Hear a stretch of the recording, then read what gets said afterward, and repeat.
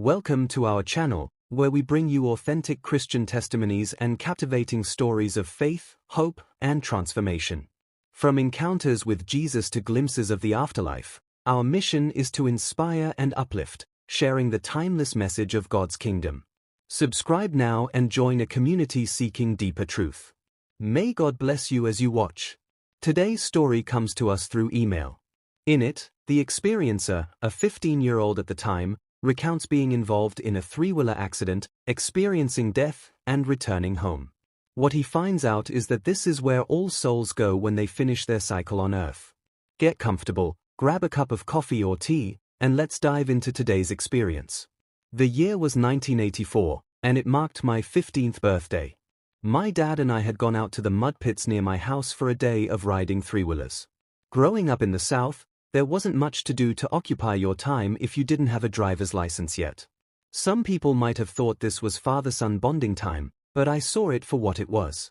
This was little more than a distraction to keep me busy and away from my house while my mother decorated for the surprise party I had known about for weeks.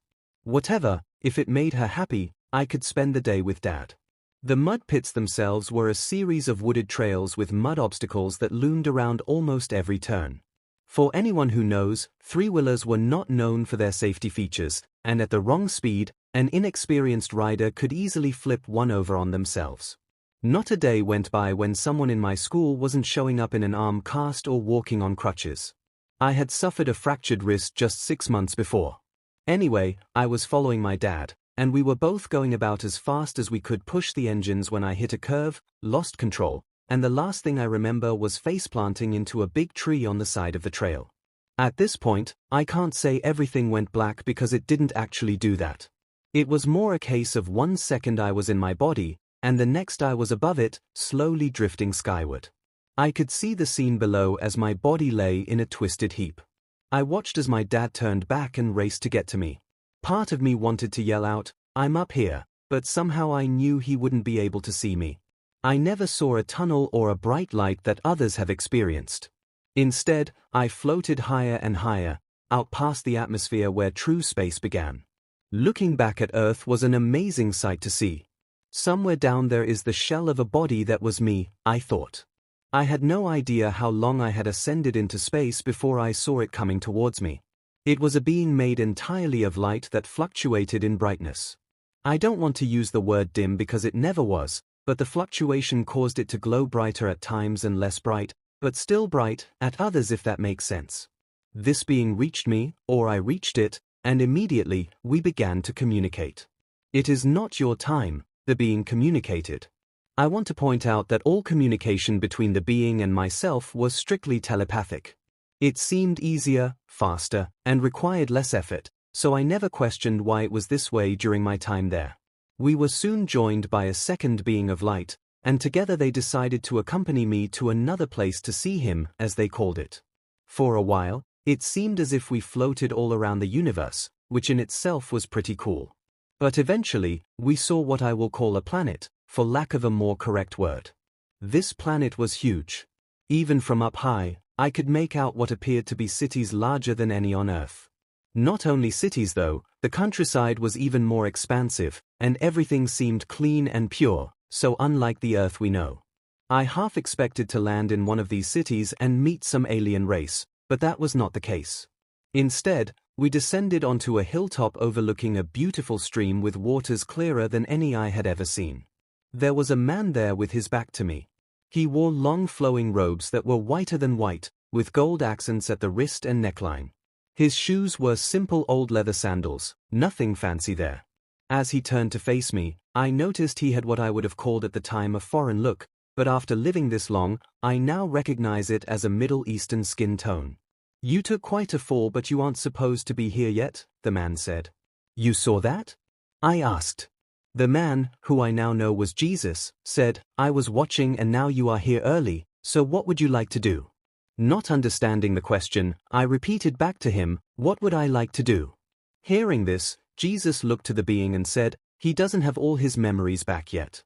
The being approached me and I can't even describe what happened next. Simply by touching my hands I began receiving an upload, for lack of a better word, of knowledge.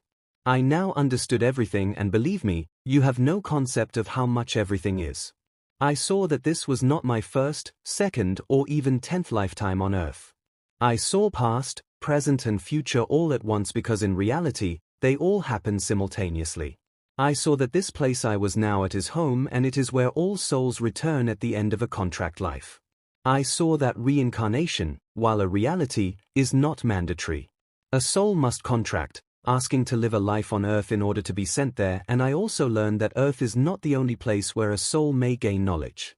I thought to myself, but why would I sign a contract to go to earth? It was no prize with all of its problems, hunger, homelessness, wars, and such. Instantly, the answer was made known to me. I had asked to go to earth to gain knowledge that was not available back at home. At home, everything was pure and good, so to experience a host of emotions not offered there, we come here. How can you understand how bad many things are if you have never experienced them?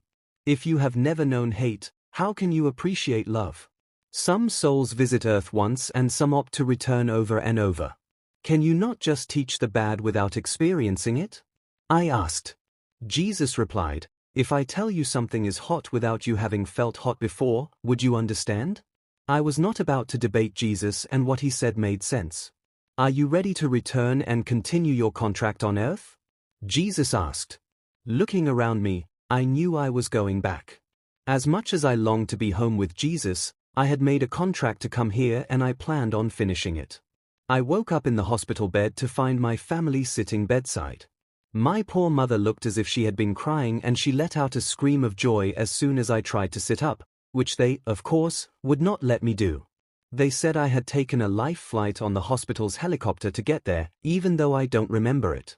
The three-wheeler wreck had broken my nose and cheekbone, and swelling of the brain forced an emergency operation. Both my eyes were black. I looked like a roadkill raccoon.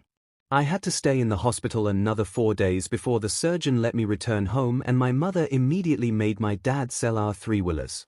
I did get my surprise party, even though it was almost a week late, and I was genuinely surprised since it was no longer my birthday.